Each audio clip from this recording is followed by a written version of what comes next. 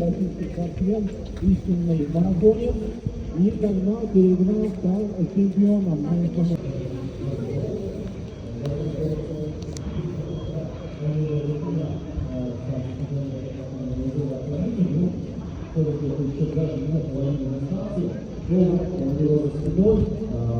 Спортсмены поборются за места на пьедестале. Есть большое преимущество перед спортсменами, которые бегут на 5-6 позиции. Там больше работают друг на друга, чтобы показать результат. Борются за чемпионство на дистанции 100 километров.